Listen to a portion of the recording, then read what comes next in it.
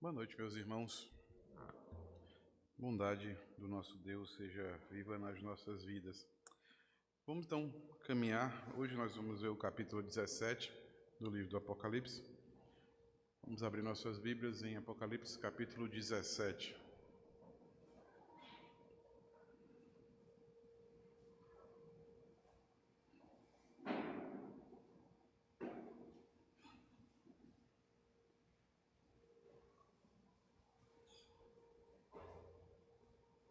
Apocalipse, capítulo 17.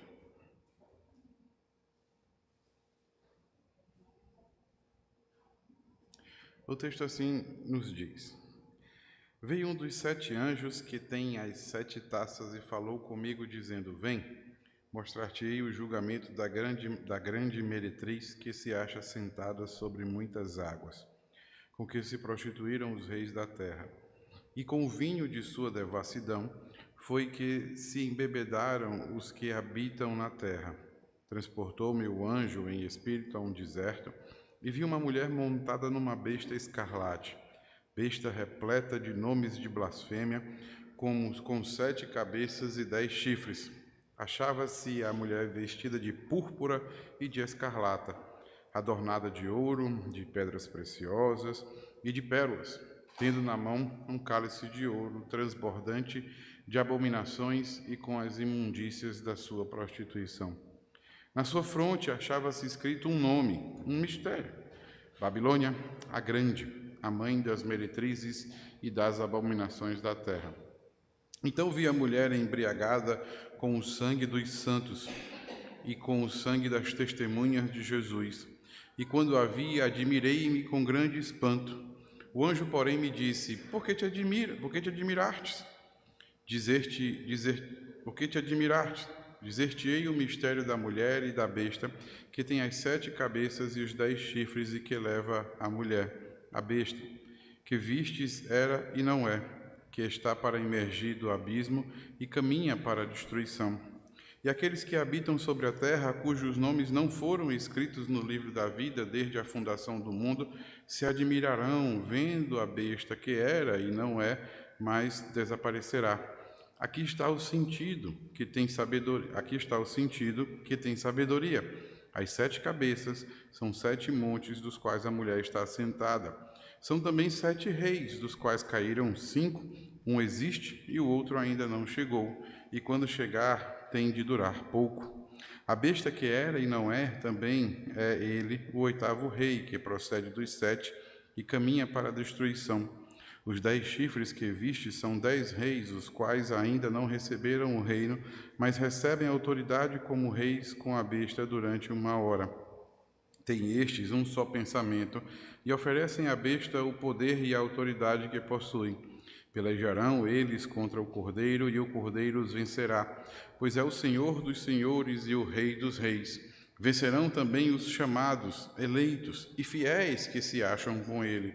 Falou-me ainda: as águas que viste, onde a meretriz está assentada, são povos, multidões, nações e línguas. Os 10 chifres que viste é a besta, e esses odiarão a meretriz e farão devastada e despojada, e lhe comerão as carnes e a consumirão no fogo. Porque em seu coração incutiu Deus, que realizem o seu pensamento, o executem a uma e deem à besta o reino que possui, até que se cumpram as palavras de Deus. A mulher que viste é a grande cidade que domina sobre os reis da terra. Amém. Dá-nos, Senhor, a tua graça. Ilumina-nos, ó Deus, para entendermos esses mistérios que saltam aos nossos olhos, tão distantes de nós, mas ao mesmo tempo que nos esperam. Olha para nós, ó Deus, com carinho, e dá-nos, Senhor, a esperança que tu deste àquelas 7 igrejas. Dá-nos a esperança que tu deste ao teu servo João. Que possamos, Senhor, não só esperar, mas que possamos encher os nossos corações da tua esperança. E como acabamos de ler, que o Cordeiro vença, que o Rei dos reis, o Senhor dos senhores vença. É isso, Senhor, que nos aguarda, é isso que queremos, é isso que esperamos. Em nome de Jesus é que te oramos. Amém, Pai. Meus amados irmãos, como vimos domingo passado, o Senhor começou o julgamento. O Senhor começou a sua ceifa, e não só a ceifa, mas foi dada a ordem ao Filho de Deus que viesse, que voltasse à terra, para que pudesse julgar os vivos e os mortos. Vimos que esse julgamento se dá em duas partes diferentes, se dá de dois modos diferentes. O primeiro, como nos foi mostrado no capítulo 15, é quando nós, os santos, somos chamados, somos ressuscitados, chamados para tomar parte do julgamento, ou seja, o tabernáculo, os 144 mil, o monte de Deus, a cidade de Deus, agora era chamada por João de tabernáculo do testemunho, porque justamente tomamos parte no julgamento, não com esse coração, não com essa mente, mas com o coração e o corpo mudados, já com o corpo semelhante ao corpo de Cristo. Nós passaremos a julgar as nações, passaremos a ser com Deus as testemunhas de todos aqueles que fizeram um grande mal a nós.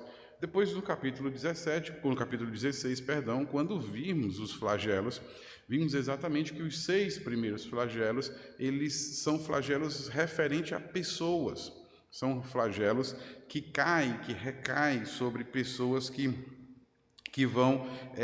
se curvaram, na verdade, diante da grande besta, que se curvaram, como o próprio texto diz, que se curvaram pela imagem da besta, que se curvaram pelo número da besta, que acreditaram naquela que havia seduzido as nações, aquela que havia ludibriado as nações, e essas pessoas que não morreram por conta do sangue de Cristo, lavado pelo sangue de Cristo, alvejadas pelo sangue do Cordeiro, essas pessoas passarão por esse julgamento.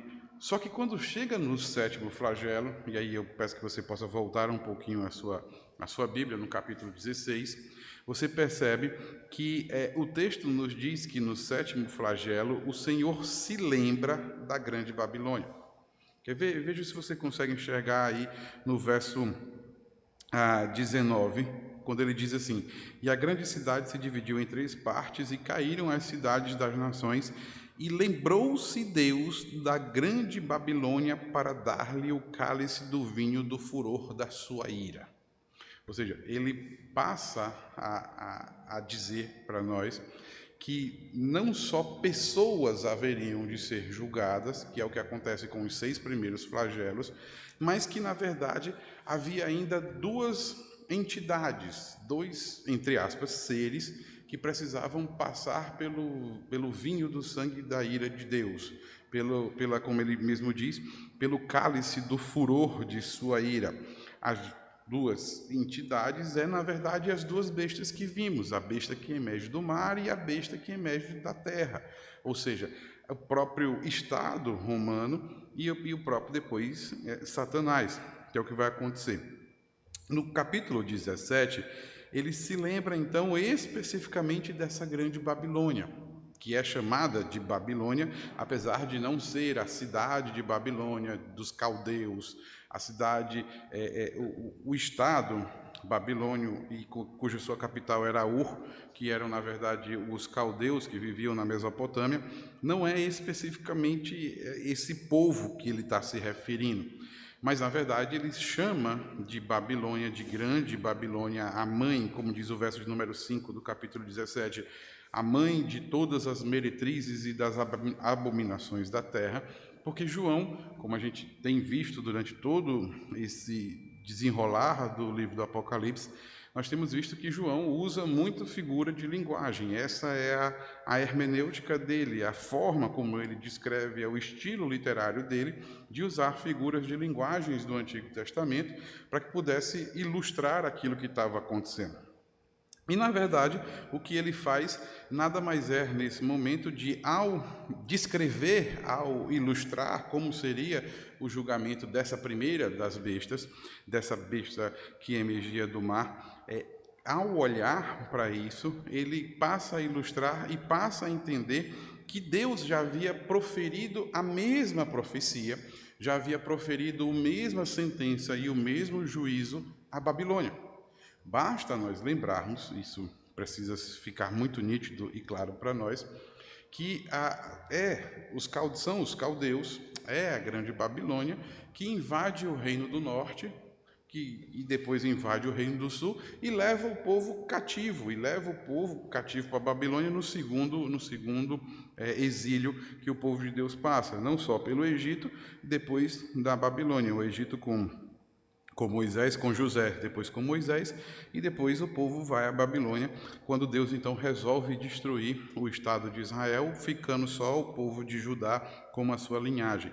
Então, nesse momento, o livro de Jeremias, por exemplo, no capítulo 51, verso 13, mostra para nós muito claramente de que Deus já havia proferido uma sentença, Deus já havia proferido um juízo, dizendo que a grande Babilônia haveria de ser destruída. Ele chega e diz o seguinte: pois sua ira, no caso a ira de Deus, é contra a Babilônia para destruí-la totalmente, contra os habitantes da Babilônia, estabelecidos sobre muitas águas.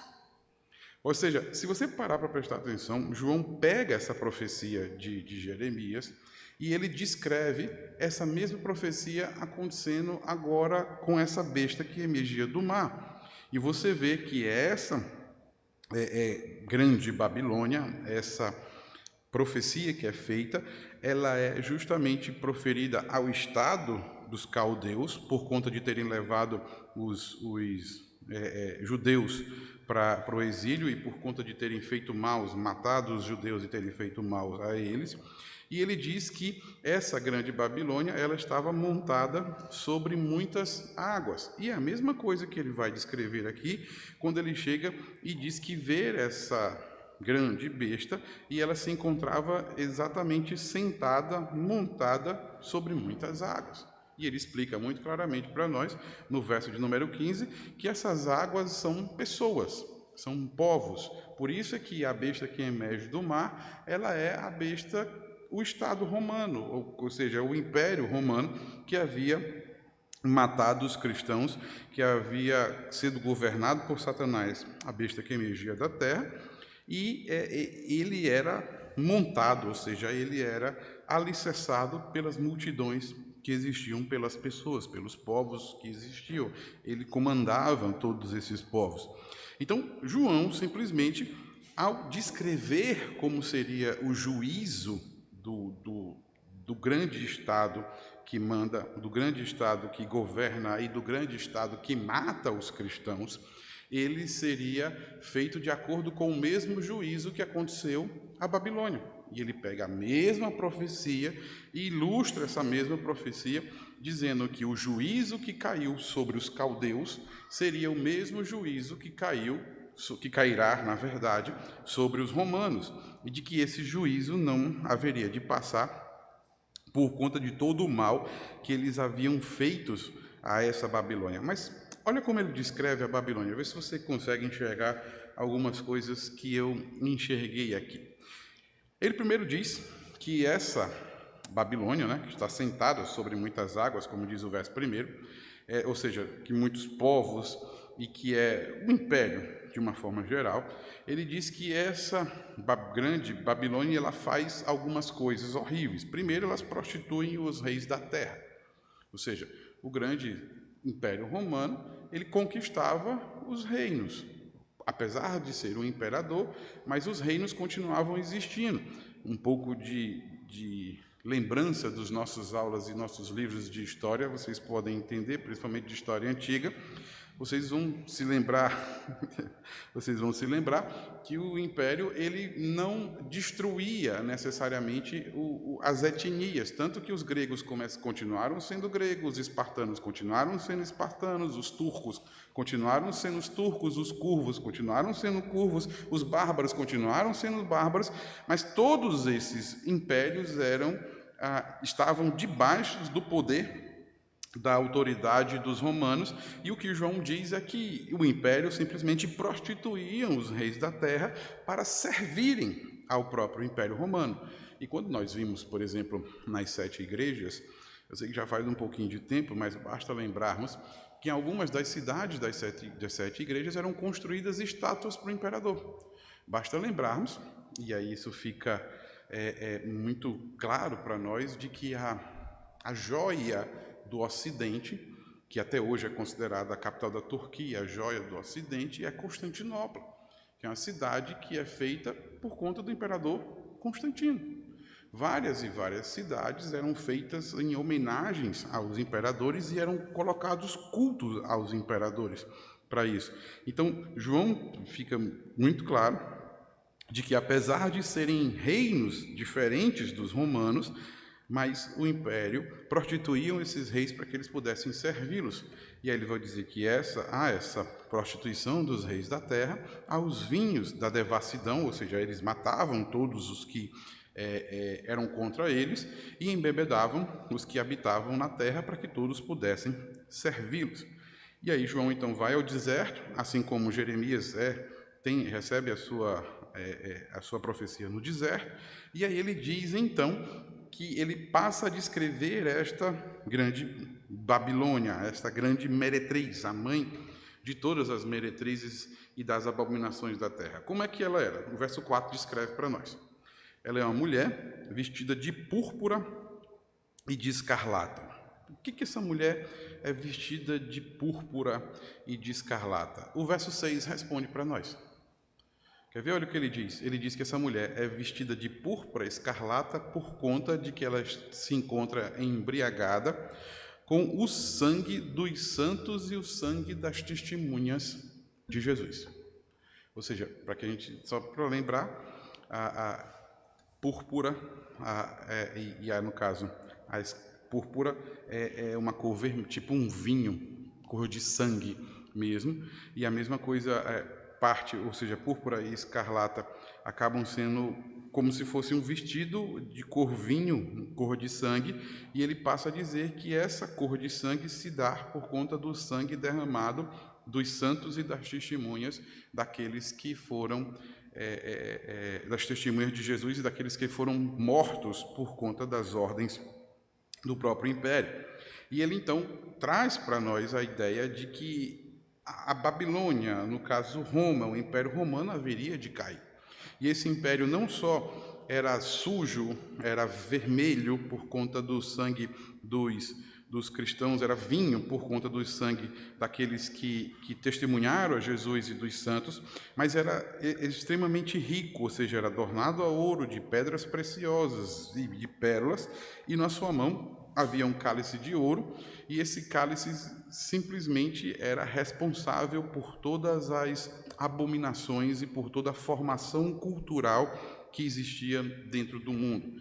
A ideia, muito claramente, de João é de que o mundo do Novo Testamento, vamos dizer assim, o mundo do final do primeiro século, depois da era cristã, o mundo no final do primeiro século, quando João escreve, ou seja, as loucuras e as mazelas que haviam no meio do primeiro século, a cultura do final do primeiro século, eram todas elas culpa da grande Babilônia.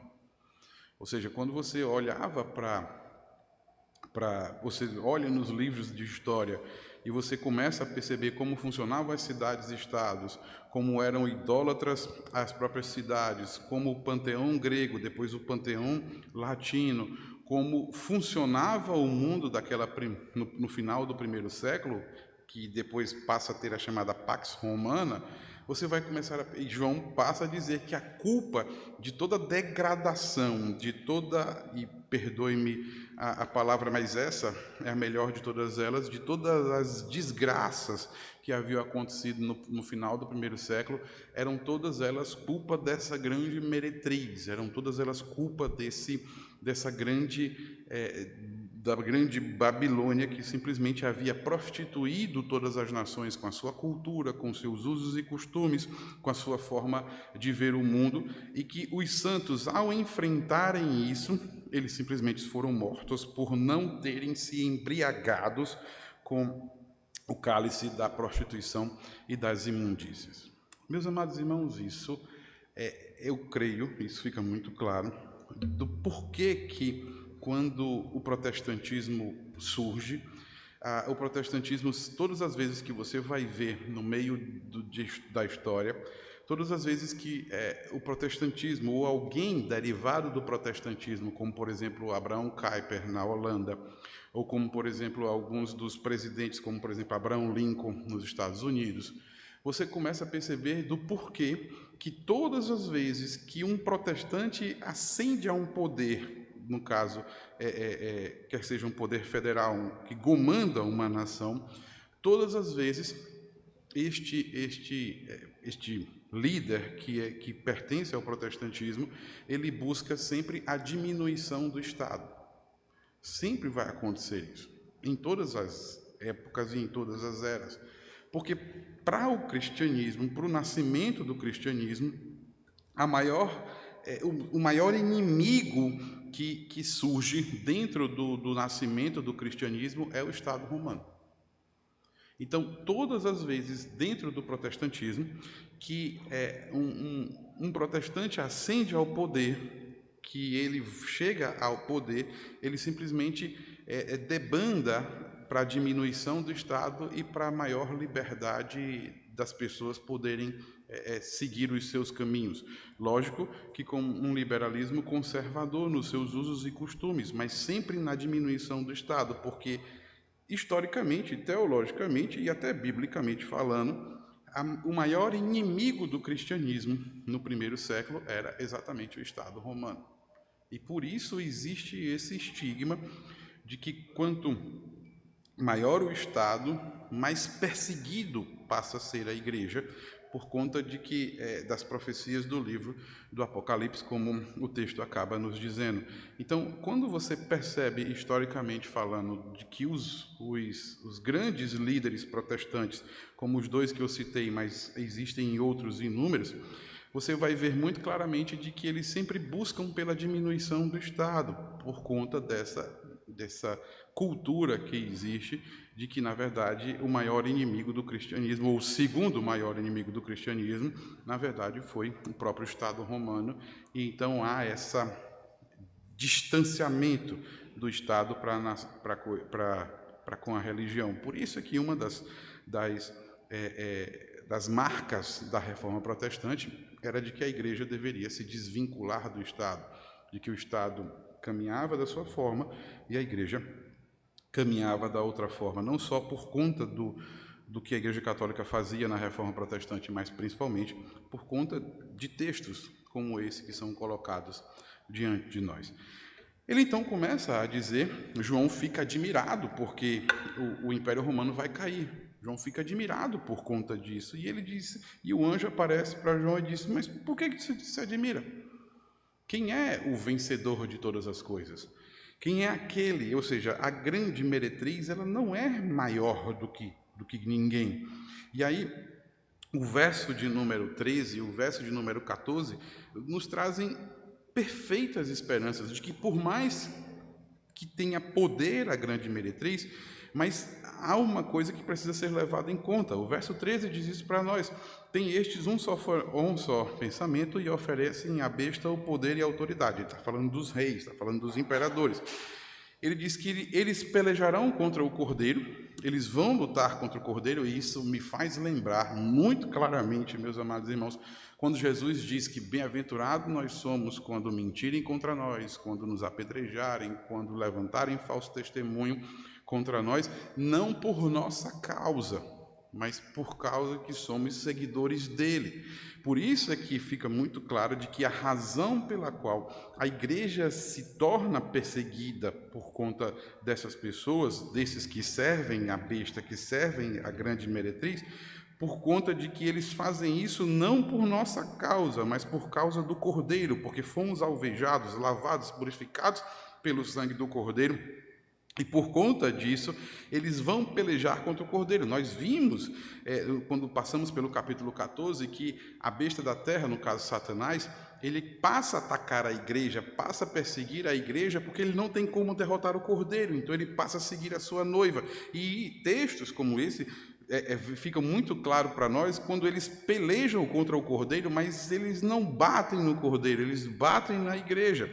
E por baterem na igreja, o Cordeiro vai e vence. Por isso é que, como vimos domingo passado, a razão do juízo, na verdade, ela serve de júbilo para com a igreja. Então, quanto mais batem na igreja, maior é o castigo entre eles.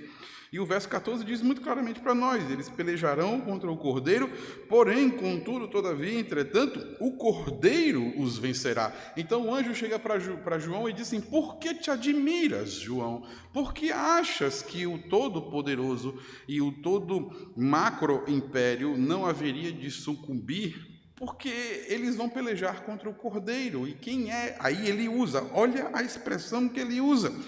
Ele não só é um rei, mas ele é o rei dos reis. Só que em português não dá para a gente enxergar o trocadilho que o anjo faz com João, mas ele usa uma expressão, ele usa duas expressões, ele usa Senhor dos senhores e Rei dos reis. A palavra Senhor, que é a palavra Kyrios, ela era usada única e exclusivamente para César. O César não é uma pessoa, mas é a instituição, o imperador, que era chamado de César. Só ele poderia se chamar de Senhor. Em Tessalonicenses, em 1 Tessalonicenses, quando os primeiros cristãos, as primeiras comunidades cristãs começam a chamar Jesus de Senhor, eles eram mortos por conta disso, porque só César era o Senhor, só César é o Senhor. E aí, o que o anjo está dizendo? Que, na verdade, tudo bem, César é o Senhor, mas quem é o Senhor de César? É o Cordeiro. Quem é o Senhor dos senhores? Quem é o Senhor dos soberanos? Quem é o Senhor dos imperadores? Quem é o Senhor dos 10 reis? Quem é o Senhor que colocou os reis? E o próprio Jesus faz isso quando chega a Pedro e manda Pedro pescar para poder pagar o imposto. Ele olha para Pedro e Pedro tira a moeda, tira o denário e ele diz: o que está escrito aí? Ele diz: está escrito, a esfinge é a esfinge de César. Então, dai ao Senhor, a César, o que é de César, mas entendam que o Senhor de César é Deus. Dai a César o que é de César e a Deus o que é de Deus. Ele não está distinguindo as duas coisas, ele está simplesmente dizendo de que quem colocou, quem dá poder para que os soberanos sejam soberanos, é os soberanos dos soberanos, é o Senhor dos senhores. E ele vai mais além, não só os Kyrios dos Kyrios, mas não só o Senhor dos senhores, mas precisamente aquele que é o Rei dos reis. E ele faz isso muito claro, porque ele começa dizendo que Jesus morre como o cordeiro, mas ressuscita como o rei dos reis, que é o leão da tribo de Judá. E ele simplesmente olha para ele e diz assim: por que te admiras, ó João? Por que ficas admirado, como se eles fossem literalmente os grandes soberanos no meio dos soberanos?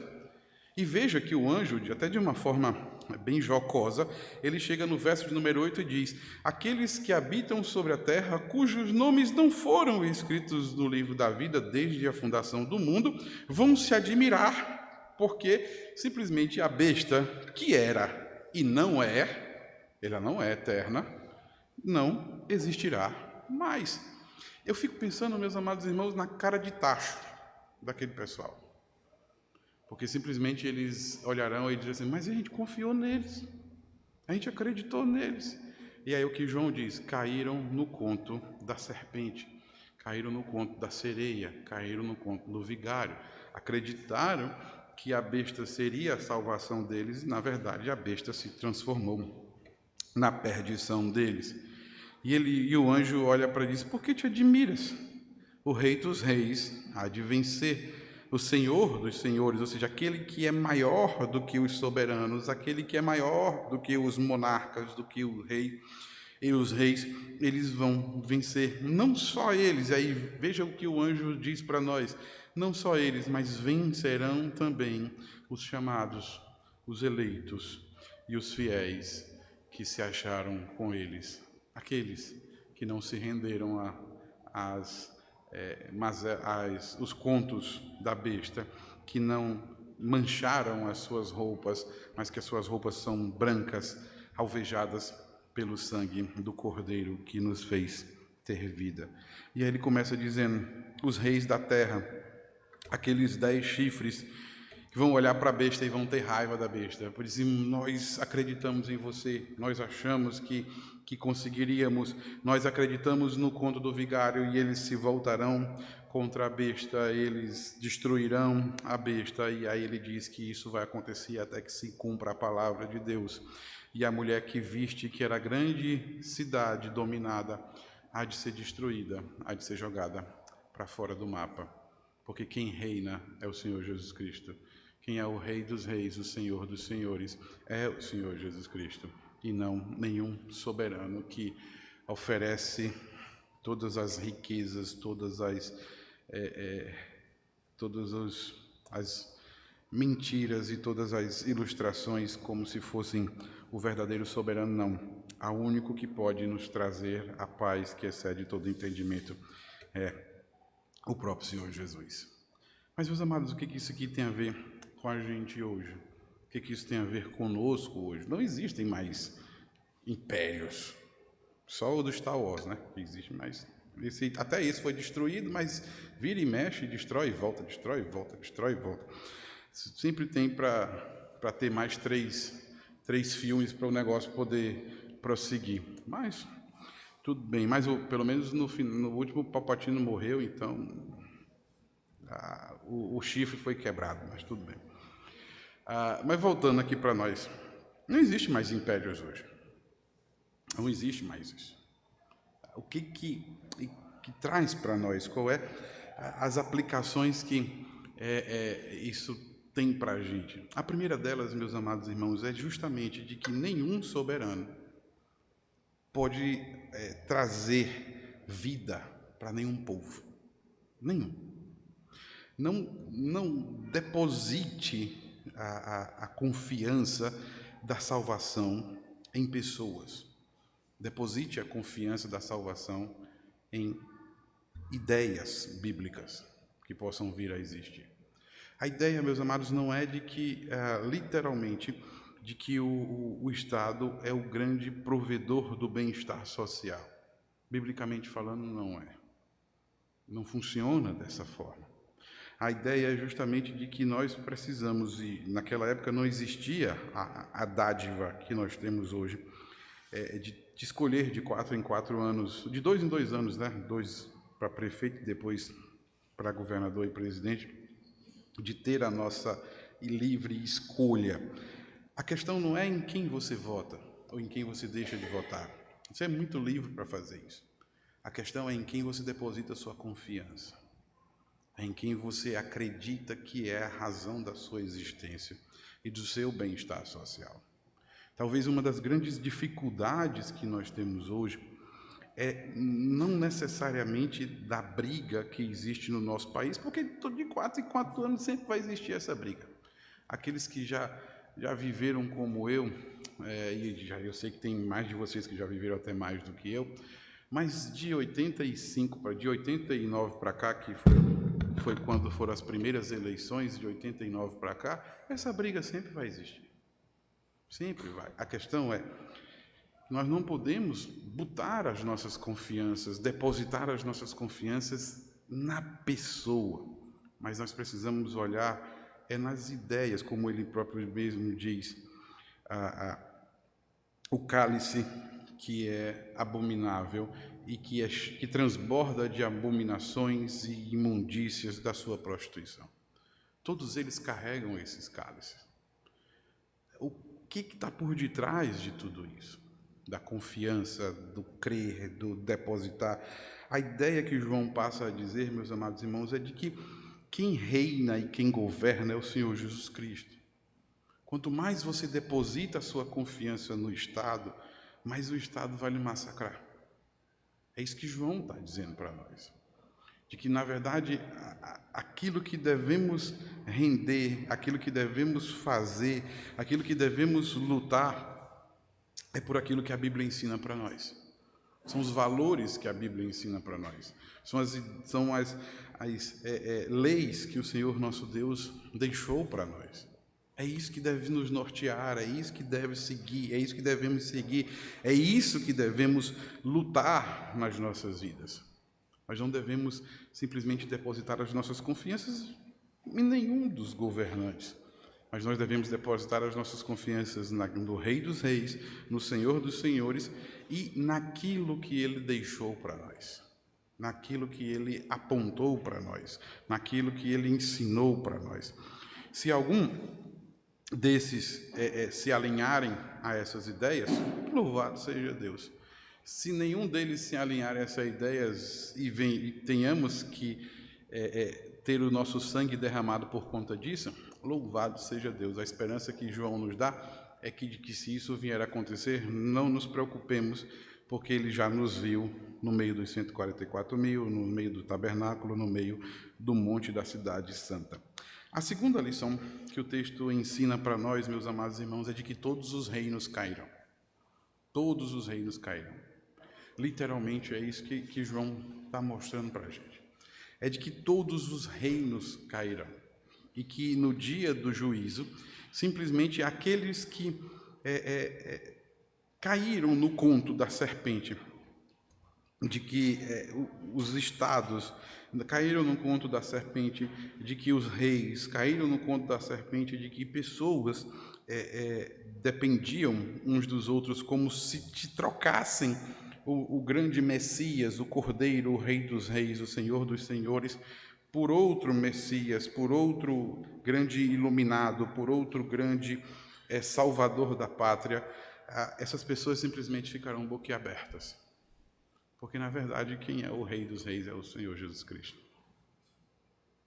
É Ele a que devemos toda a honra, toda a glória e todo o louvor. É a Ele que rendemos a nossa soberania. É a Ele que rendemos, porque Ele diz muito claramente: quando o Estado vier e nos massacrar, quando a besta vier e nos massacrar, é Ele que vai vencer e Ele que vai nos fazer vencedor. Então, Ele olha para nós e disse: essas pessoas que acreditavam nisso, que caíram no conto da serpente, o dragão, literalmente no encanto da serpente, essas pessoas simplesmente vão se voltar contra ela e vão dizer: mas nós acreditamos em você, nós investimos em você, nós acreditamos que você seria o grande que haveria de nos guiar. Na verdade, é tudo mentira, porque simplesmente ela embebedou todas essas pessoas para que acreditassem que ele seria, então, o grande soberano para que pudesse governar todas as coisas. Mas não, todos os estados cairão. A única coisa que sobrará é o Senhor Jesus Cristo. É a Ele que rendemos não só fidelidade, é a Ele que rendemos não só fidelidade aos seus princípios, não é Ele que rendemos não só fidelidade ao nosso testemunho, rende fidelidade a Ele, é a Ele que devemos testemunhar, é a Ele que devemos falar, é a Ele que devemos espelhar, é a Ele que nos fará vencedores no meio de tudo isso. É Ele, porque a grande Babilônia, a grande abominação sobre todas as coisas vai cair. E quando ela cair, só sobrará o Senhor Jesus Cristo. Meus amados irmãos, é Ele que deve nos guiar, é Ele que deve nos governar, é Ele que é o nosso soberano, o vencedor, o Rei dos Reis, o Senhor dos Senhores. Que Deus nos abençoe e nos guarde.